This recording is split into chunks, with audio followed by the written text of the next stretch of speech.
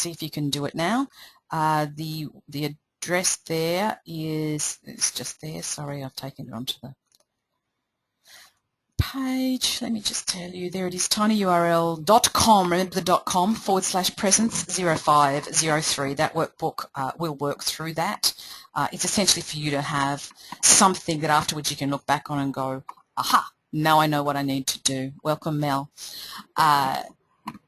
So if you don't have the workbook, please take a moment now to just go and download it, because we'll be using it. It's not very big. It shouldn't take too long to download. If you can't do that, it's not a terrible problem. It is pretty, but it's not 100% essential. It has fillable fields. It's a PDF with fillable fields, so you'll be able to type into it as we go, and you can obviously print it out and save it to your own drive for later reference.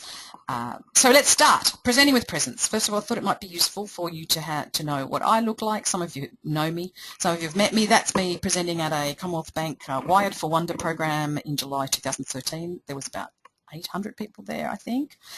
Today we're going to talk about ways, the whole concept of presence in no matter what the size of the group. Some of you are only presenting to 3 or 4 people at a time. Some of you are presenting to 30. That's me last week at Ignite Sydney, which was 400 people in a nightclub. It was a buzz, absolute buzz. The video will come online soon. That's just so you can put a face to the name. Let's move on. If you haven't already got your speakers on, welcome Peter. Tony, make sure your speakers are on, and let's begin. Okay, I speak fast, so this is going to be a fast and focused session. If you have trouble keeping up, I'm going to ask you to just listen faster. Feel free at any point during the day, if you have questions you want to answer, or if you have comments, please put them in the question box. I won't necessarily process them immediately, but they are there, so then later we can even talk about them after the session if that's important to you. Fast and focused. Let's just a bit of housekeeping. Does everybody have speakers? If you can hear my voice and we haven't already checked it, please just put a yes in the chat box. If you can't hear my voice, then this will be a redundant call. Thank you, Sue. Yep, I knew you could. Bernadette, you can hear me. Louise, you can hear me. Shelley can hear me. Yes, great, excellent. Thank you very much. All right, beautiful. Let's move on. If there's any other housekeeping issues, please let me know. Today's webinar is 100% interactive. Thank you, thank you. I don't sound like me, apparently. Aha. Okay, I hope that means it's a good thing. Today's webinar is, I want to give you 100% value. And I also want to give you a lot of information. I also know that knowing something and doing something requires different skills, and at the end I'm going to give you some opportunities, some paid opportunities to look for more help. It's up to you whether you take them, but I just want to get permission from you at the front to say at the end, I'm going to say, here, buy this thing. I'm just getting that permission from you now. If you do stick to the end, I will send you a list of all the links and a PDF of the slides. If you leave before the end, then I will basically not do that. That's my gift to you, and it's my trick for getting you to stick. So here we go. Let's find out. There are a number of promises I made to you today. There's the workbook. If you haven't got it already, please go get it. tinyurl.com /presence0503.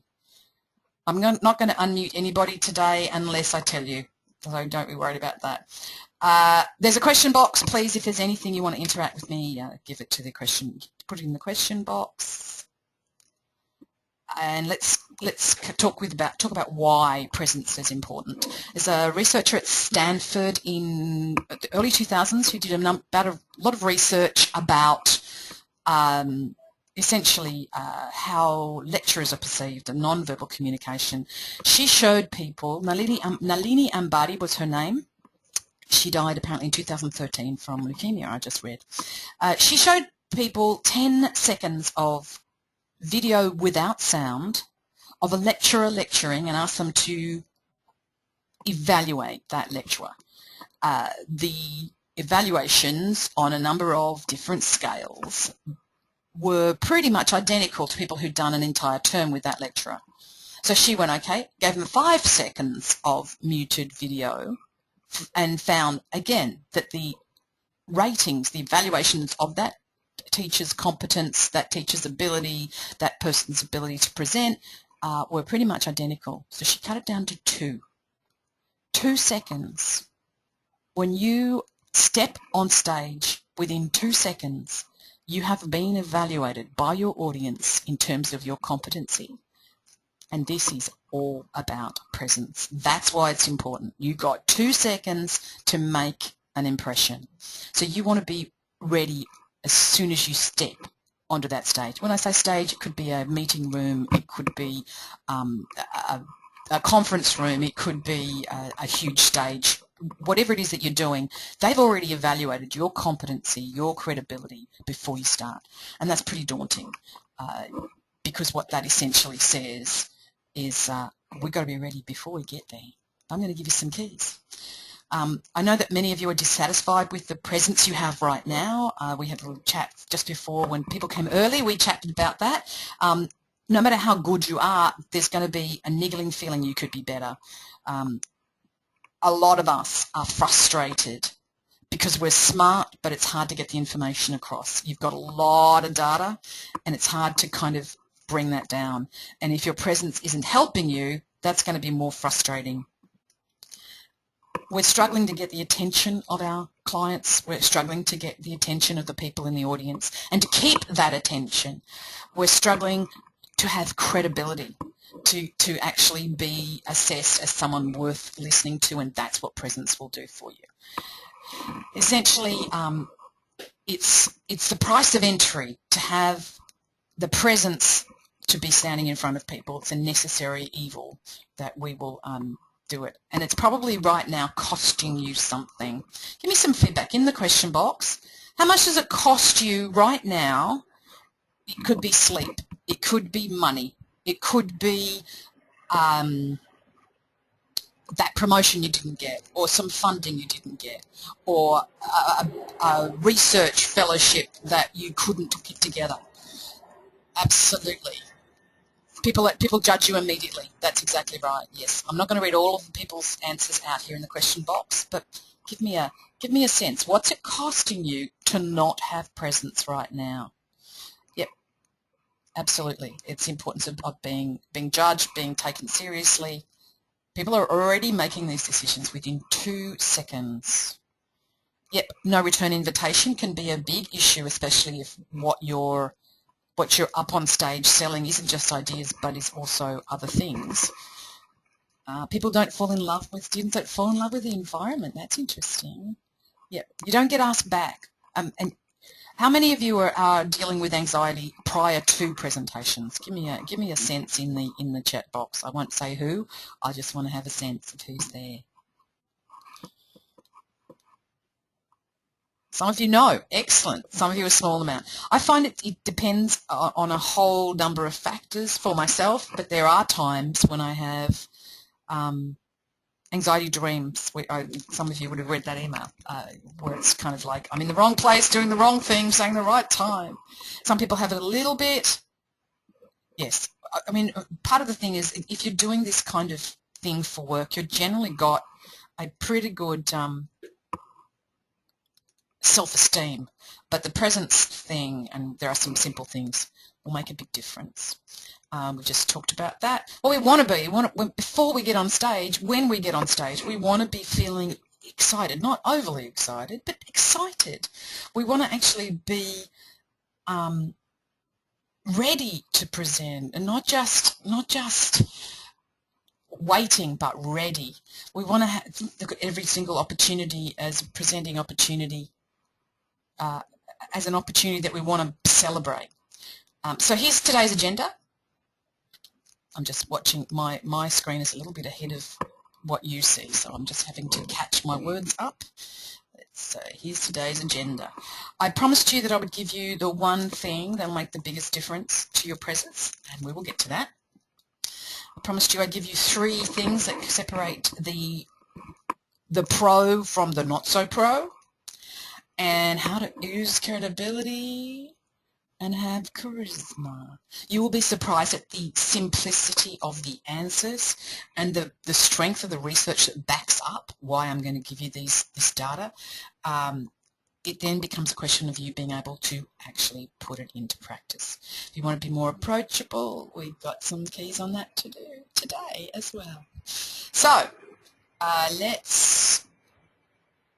we talked a little bit about the kinds of rooms you walked in. We spoke that a little bit before. Give me a sense of the audiences you present to.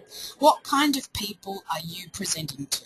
Are they senior execs? I know some of you are presenting to students, some of you are presenting to pharmacists, some of you are presenting to the general public. Who are you speaking to when you speak?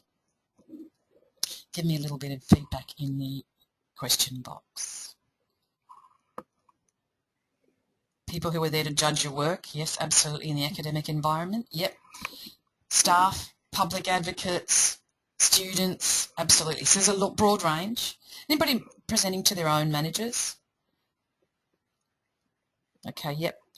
There's a few people who are doing that. Excellent. All right, so we know the kinds of audiences we're dealing with here. They're quite broad. And the question is, what do we do to make a difference? We spend a lot of money on our professional education. I want to talk to you about, I'll give you a story. This is not her real name, by the way. Sandra, I do a lot of work with researchers. I don't know why. I do a lot of work with very clever people, and I love that work. And Sandra did my live program, Presentation Mastery, which is a Sydney-based program. There's another one coming in April. Sandra is not her real name. I've changed her name to protect the innocent and clever. She came to the program, she did some of these things, and then she went back to work, and as you tend to do, let her brain not think consciously about doing any of these things. Not because we can't, but because we've got a lot of work. We're all very, very busy people. So Sandra did that. She went to a presentation, and after the presentation, her boss tapped her on the shoulder and went, "That was the best thing I've ever seen you do." She came back for a second serving of Presentation Mastery because she was like, "I don't know what I actually did, but he was really impressed, so I'd like to come back and work out what it was I did." And what she did were a lot of these things that we are going to be talking about today. So here's the number one thing that you should do in order to get your before you get on stage. You can write this down, by the way. We've got in the workbook, there's actually a page, the number one thing I should do before I walk on stage. If you'd like to write it in your workbook, that is a great thing to do. That workbook is fillable, so you can either print it out and write by hand, or you can actually type directly into the PDF file. Up to you. If you type right in, you can save it. Up to you. So the number one thing, now that you've got your pen and your paper, is this. You need to lower your cortisol. And that sounds like an easy plan, doesn't it? Some of you will actually know what that means. It lowers that's your stress chemical, cortisol. You'll need to increase your testosterone, and that's for men and for women. And again, surely you have control over these chemicals in your body. Don't you just have a switch you can flick? Well, yes, you do. This woman is your switch. Some of you will remember Wonder Woman from the television series in the 60s. Some of you know her from the comic. Essentially, Wonder Woman has a particular stance. That's it. Hands on hips, feet broad apart, chest up. This is a pose which will increase your cortisol and testosterone. This is based on some research from a woman called Amy Cuddy, and you can see Amy Cuddy's TED Talk, or I will send you the link at the end if you stay till the end. Amy Cuddy did some research and found that this particular pose, and any pose that makes our bodies take up more space, decreases our cortisol and increases our testosterone. So let me give you some other examples of this. There she is again. That's my friend Felicia is a fan. That's an actual signed copy. You can't see the signature, but there's a signed copy by the original cartoonist who was a woman. There she is with her hands on her hips. You've got to take up more space. Here's the classic, feet on the desk, hands behind your head. That gives you less cortisol and more more testosterone. Now, when I say take up more space, it doesn't mean get bigger or fatter. It's about actually taking up more space. So look at this. This is going to take up more space, even more if he had his legs wide apart. A lot of the yoga poses that use the extremes of your anatomy. Your cortisol goes down, so you get less stressed. Your testosterone goes up, so you are perceived as and feel more confident. You do nothing but this. By the way, don't do it on stage. You can, but you can do it before the show. So if you listen to Amy Cuddy's talk, she talks about doing this before you get on. I've got a friend who does this in the photocopy room before she does a major presentation. When I did the Wired for Wonder talk, I showed you the photograph when I first started. I spent 15 minutes before my presentation, which was in front of 800 people, backstage doing this. And you don't have to do anything else. You just do that. Then when you walk on stage, your cortisol is low, your testosterone is high, and the first 2 seconds, people go, this person knows what they're talking about. And that's what we want. We want that assessment. So that's the number one thing. It is not a complex thing. It requires you to think about it before. Get a quiet space. Find a toilet. Find a conference room. Do it outside the door. Do it in the photocopy room. But do it. And this will make every difference. Because when your cortisol is low and your testosterone is high, you are confident. You're perceived as confident. You only need to do this for 2 minutes and it makes a difference. And your voice will stop wobbling, or you'll stop paying attention to the voice, because in the end everybody's voice wobbles if you look hard enough.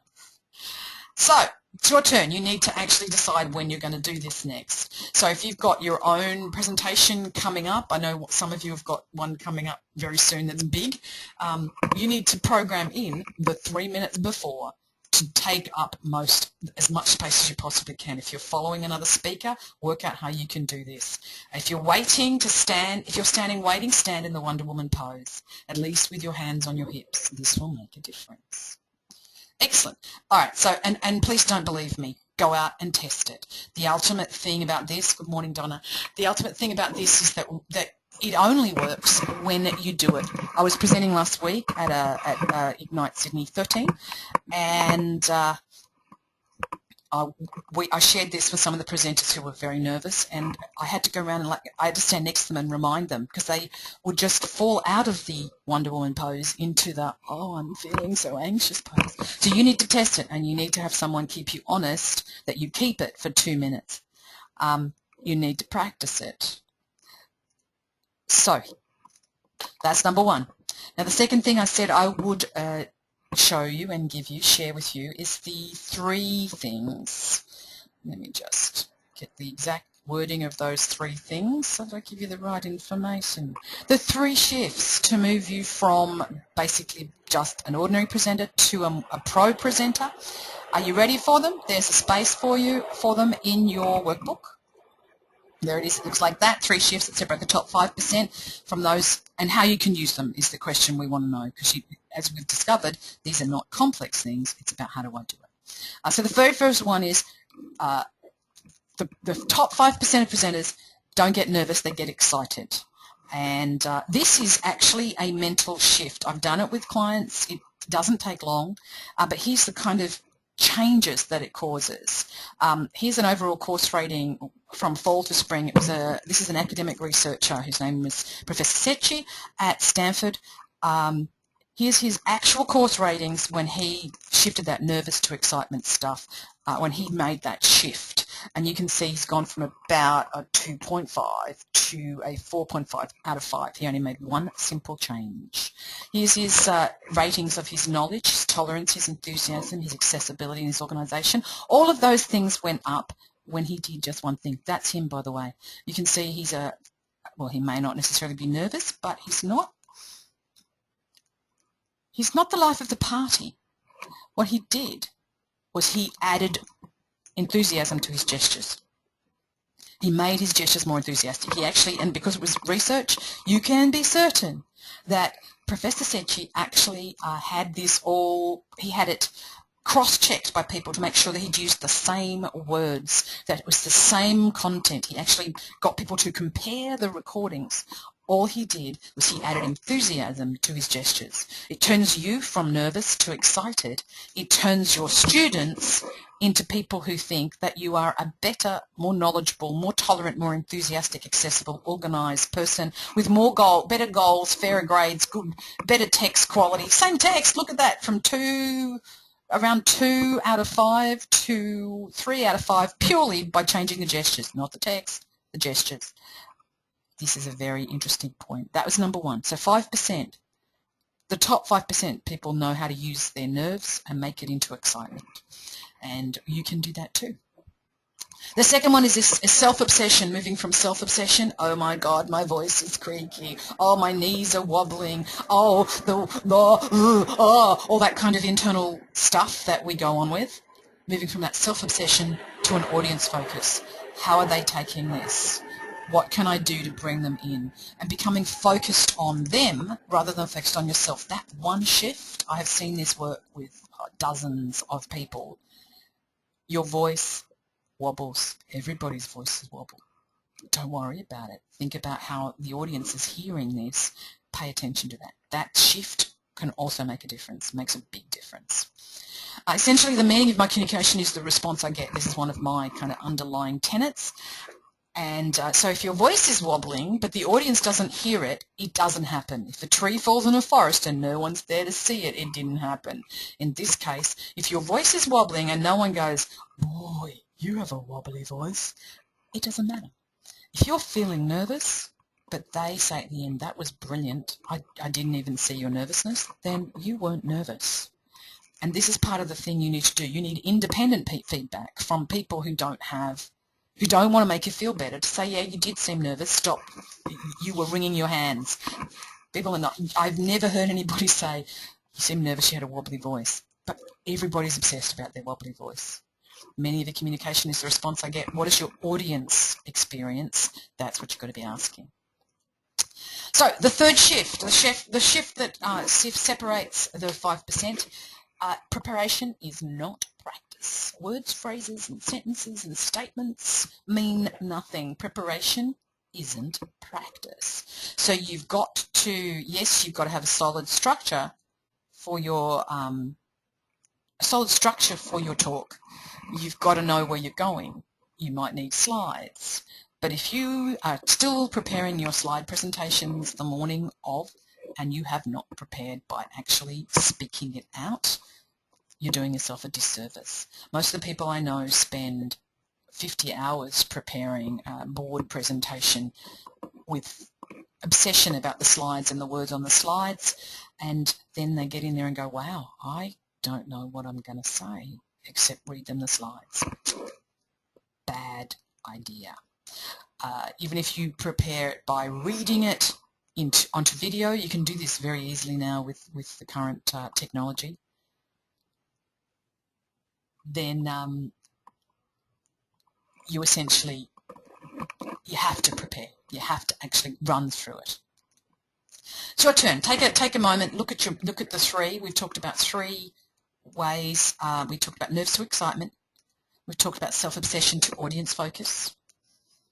And we've talked about preparation isn't practice. Which is the one that you think you need to work on? Let me know in the question box. Do you need to work from nerves to excitement? Change those nervous feelings into excited feelings. Do you need to pay more attention to your audience and less to yourself? Or do you need to just practice the presentations you already have? Prep isn't practice is very popular on this current list. Tell me, which one? I'm hearing from some people very frequently. I'm hearing other people I'm not hearing so much from. Excellent. If there's if you can't hear me, then you probably do. Number 2 is more important to some people. Okay, the audience focus. Yes, absolutely. No one thinks about the nerves to excitement. All 3. Great. I love it. I love it when we make a choice. Okay, excellent. Let's move into the next slide. There's a lot of information here. You want to know how to ooze credibility. How many of you care about this, by the way? Give me a yes in the box. If you want to ooze credibility, Who cares? Yep, Mel cares. Yep, Shelley, thank you. Bernadette, yep, Sue, yep, absolutely. I'm not hearing from Sandy. Hello, yes. Beautiful, yes. Part of this is really important. Excellent. So who wants to ooze credibility? Pretty much everybody wants to ooze credibility. Some of you are already doing this. Here is the simple thing you can do. And by the way, these are all simplistic. But if you do them and test them, you will find what the research has found. Stand up. That's the biggest thing. If you want to be credible in a meeting, if you want to be credible, you need to stand up. If you present rather than talk, your audience is 43% more likely to be persuaded. So if you talk, let me just, I'm running this on the 2 different screens. There you go. There you go. If you just talk, your audience, well, they might pay attention. If you actually present, 43% more likely to actually be persuaded.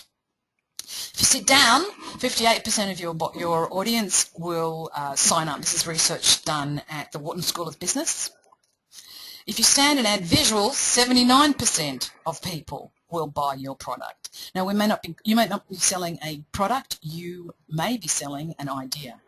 How many of you, by the way, care whether people do what you've asked them to do in your classroom? Let me know in your chat, in your question box. Do you care? Yes or no? If people actually do something, buy your idea. Yeah. Anybody who doesn't care? Great, thank you, Sandy. Sue. Excellent. Yeah, that's the whole point. Yes, exactly. It is the whole point, isn't it? For those of us who are professionals, and I'm looking at all of you saying yes, yes, yes to this, we care whether people take on our ideas. So you've got to stand up and add visuals. I know it's hard in a small meeting, but I find that grabbing the whiteboard marker always helps. Having a whiteboard marker or having the visual props, often you have to stand up to show them. People think you're more professional when you stand up and use visuals. They think you're more persuasive when you stand up and use visuals.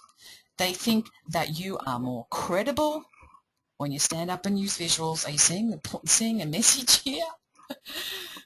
And they think that you're more interesting when you stand up and use visuals. And the visuals do not have to be very, very difficult. They will think you're more prepared because you stood up and used visuals. They'll also pay more for the same presentation. And this is against Wharton School of Business stats. They'll pay you 26% more if you stand up when you present to them. Very important for those of you who are selling something. So the final thing that I promised you was some kind of formula for being more charisma and more approachable. If you have any questions about this, please feel free to put them in the question box and we'll deal with them. The workbook has a page for this, so if you want to turn to that page, please feel free. This is something I call twinkle toes. Essentially what the research has found. Isn't it great people have done research in this? Harvard MIT lecturer Olivia Fox-Caban. She did some work on charisma and she actually wrote a book called Charisma. Twinkle toes essentially is if you put your consciousness, put your ideas, put your, what's the word? Concentrate on your toes while you are presenting, you come across as more charismatic. So stand up, put your information, put your ideas in your toes and see what happens.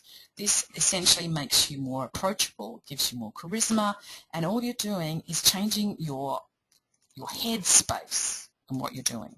So I don't know why this works. I believe in New Age terms it will essentially make you more present in your body to pay attention to your toes.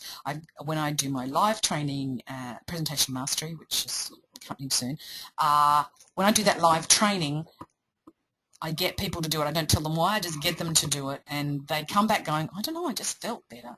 It can be tricky, which is why you need to practice. See, previous point, number 3, what makes a difference between the top 5% and everybody else. Twinkle toes, put your attention in your toes. So here we are. We've just done 5 big things. We've talked about the Wonder Woman Amy Cuddy research around taking up more space, lowering your cortisol, and increasing your testosterone to give yourself more presence, more confidence. We talked about changing from nerves to excitement, being more enthusiastic in your gestures, which, by the way, when you gesture differently, it changes your voice. When you gesture differently, it changes your breathing. When you change your breathing, it changes your voice. Then we talked about self-obsession and audience focus being the more important one in this 2 options. We talked about preparation isn't practice. We need to actually practice. We talked about standing up and using visuals and putting your attention in your toes. Of these 5, which one do you think is most important? Give me an answer in the question box.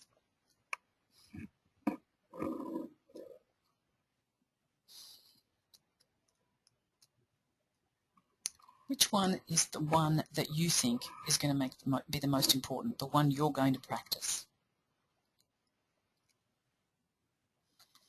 Thank you. Practicing. That's a good idea. Yeah. You'll need a combo of all of them. You need to practice all of them. Please choose one, and I say just one because then it's easy to focus on one. It's hard to focus on 5.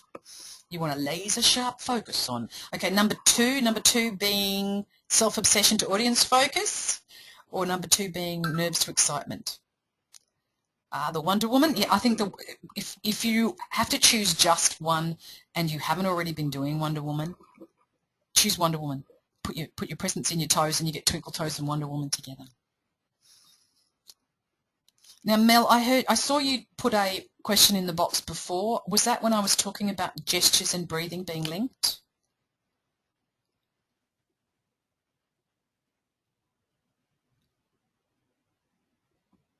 Okay.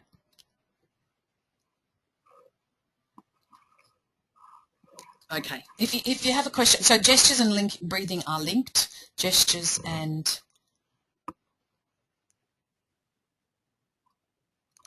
breathing are linked. Gestures and where you gesture changes how you breathe. If you gesture low, you tend to breathe more deeply. If you gesture high, you tend to breathe more highly. I don't understand why. I've just observed it. When you gesture low, you tend to use more kinesthetic words as well, and you come across in a much slower way. When you gesture high, your voice, you're into more visual thinking. It's much faster. You speak more quickly, and you breathe more shallowly. So there is a link between those 2.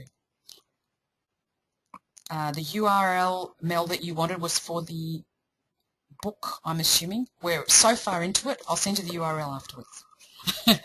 Okay, excellent. So the most important one, it doesn't matter which one you choose, but choose one and practice it, because essentially preparation isn't practice, knowing isn't doing. Here we go. Let's go to the next one. What have we got?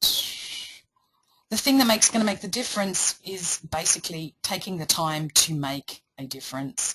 So in the workbook on page 5, you will find my actions from today. Please take a moment to write in there what light bulb went on and what you're going to do about it. If your plan is to practice Wonder Woman, put it in there. If your plan is to follow the URLs when I send them to you in 15 minutes or so, then put that there. If your plan is to share this with your team, put that there. If your plan is to test Wonder Woman with 2 different presentations and see what happens when you do it and when you don't do it, put that here. It's up to you what your plan is, but write it down. I don't need to share with you that writing it down makes a difference.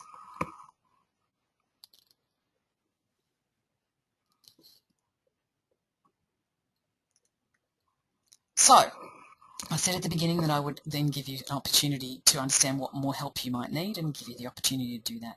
Here's the help that I know you need, and we've spoken about this already. You need to practice this. You need to put it into practice. One of the things that I do with my live seminar is basically give you the opportunity to do 10, 20, 30 times the opening of a presentation. You need to get expert feedback. You need someone who actually isn't going to say to you, oh, I don't like it when you use this word. You need someone to go, well, what's your audience? What are they like? And try this gesture, stop this gesture, move this way. You need an expert to help you do that, who isn't your friend, who isn't going to tell you for their own purposes that you're a great person. You are a great person. You are enough. You want some structures to support you so that when you present, what you are presenting makes sense neurologically to the learners, to the listeners, to the audience. Structures that will allow you to capture their attention up front. You need to understand how people learn and how you can plug into that, how you can give them what they want or not give them what they want and watch them wait for that. You need to understand how to outsource some of the hard things inside the room. Sometimes inside the room we are working way too hard, and how to do that will help you. If you're working really hard in the room, if you're exhausted after a presentation, there are things you can do so the energy doesn't always have to come from you and you can feel refreshed and awake and alive and happy after a presentation. And you need to know how to make your life count. I don't mean this in terms of the new age, hey, change your life, although I'm very happy if you want to do that. I mean to leverage the stories and examples and case studies that happen to you all the time in your presentation so that you can bring to life the information that you're giving to people and give them an opportunity to make it happen. Stories are basically where it's at. There's a major revolution going on to introduce stories, real case studies, real examples into the world of training and presenting. You need to know what the structure of relationship is, how you create relationships quickly, and I can help you with that. Here's what I've got. I have designed a program with modules for each one of those. So obviously there's a physical come and practice it element to it. There's the structure, there's the learning, there's the independent feedback, all of these things. And here is the story. It includes 4 more webinars. There's a membership site with all the goodies. So every time I find new research about what works, I put it on that site. Today only the enrollment includes Presentation Mastery, my live program. There are 3 of them running this year. The next one is on the 15th of April, so that you can actually practice 20, 30 times your openings, practice standing in front of a group with or without your attention and your toes, practice telling stories from your life, from the case studies and examples that you have. And there's also a closed Facebook group. So the price for that is $9.97. The program itself, the live program, is a $420 program. You will have access to me, obviously, for that period. It's a 6-month period for all the feedback you want. You can send me a video. You can talk to me. You can practice with me. Whatever you need to do. For $9.97, you get for the next 6 months. You get the opportunity to make your presentations amazing and make your presence amazing. So, if you have any questions about presence, or any questions about the whole thing, please let me know. The question box is there. Any questions at all? We'll be fine. Essentially, one of the reasons I started doing this as an online seminar is because there's a lot of information that we need so that we can be fantastic live, and I found in my classroom we were spending too much time learning the ideas and not enough time actually being live presenters. So that's part of the reason I've moved the online seminars to before the Presentation Mastery program. Essentially what you're needing to work out is how do you capture attention? Excellent.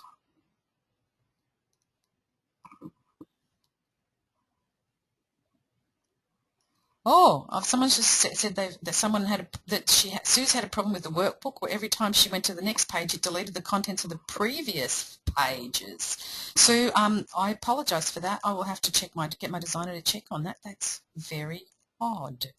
Bernadette, sometimes I feel I'm too nervous to ad-lib. Is this essential? Bernadette, is ad-libbing essential? I believe it is, in the sense that someone's going to ask you a question you never expected. So what I tend to do within these modules, there is a module about what do I do with questions. How do I do that? Because you will have to ad-lib, Bernadette, for a question, but there will be templates, and we can help you work out what those are. And part of that is being set in sense. Okay, Bernadette, you had the same problem as Sue did with the workbook. Yes, and Bernadette, as Mel's just pointing out, that different audiences will ask different questions. No two audiences are ever exactly the same. That said, you don't have to be a professional improviser. I am, but you don't have to be. You need to be clear and solid on your content, and that's what this program will help you be.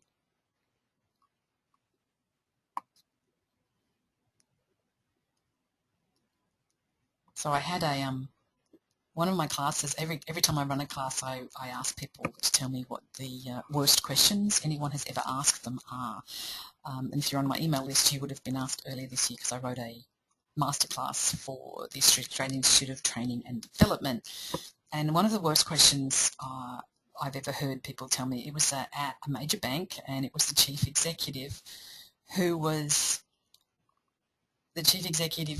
had just given kind of his background of where he'd come from, what his life was like, and where he'd grown up. And he'd grown up in Israel. He'd born in Israel and grown up there for a little while, and then moved to Australia. And so it was a grad class. It was, I don't know, a couple of hundred graduates in the room, and they opened for questions. And there was that, oh, I don't want to ask the wrong question kind of feel in the audience. And then some little boy puts his hand up. I say boy. They were 21. And this kid says, so you're born in Israel, can you tell us a Jewish joke? And the whole room just went silent. I think that's probably one of the worst questions. Apparently that kid didn't last very long, and they haven't ever since opened up the audience. I think they should have prepped the chief executive to know how to answer an unexpected question, and that's one of the things I help people do. How do I answer questions I didn't expect? Is it okay to say, I'll get back to you? Yes and no, depending. And there are always going to be questions you're not prepared for. That's what this helps you do. When you have a structure behind you, so you know what the structure of why people are asking those questions, it can make a difference. So I see that some of you have been enrolling in that. Some of you are just waiting out so you can get the links. Are there any questions before I close this off? I will definitely send you the links in the next, before 11 looks like. I'll be able to get them to you so that you can go and look at the research yourself. If you haven't got any questions and you're ready to go, please feel free. From my perspective, you have completed the seminar. Look forward to speaking to you again. I've got a few more online summit seminars coming, so if you want to stay on the next, if you want to stay on with me, the next presentation mastery program, there's one on the 15th of April. The next one's on the 3rd of June, Bernadette. And then there's another one in August. Thank you very much. Lovely to have you this morning. Yes, and presentation mastery is in Sydney, but we can work that out. That's easy to do. Excellent. Thank you very much. Please go out and be Wonder Women. You're welcome. Thank you. People are leaving at the rate of, beautiful, I love this. I get little, how many people are leaving, how many people are left. I love running GoToWebinar stuff because there's all these stats that keep coming up on my screen. So thank you very much, all of you, for doing this. I would love to have you in my longer program. I will keep you informed of the next time. And say hello to Carolyn for me. Thank you, Bernadette. Bye-bye. Let me know. Okay, so I'm going to end the webinar now. I will send you the information, the links and all those things in the next 15 minutes, and we will meet again. Okay, thank you everybody. See you next time.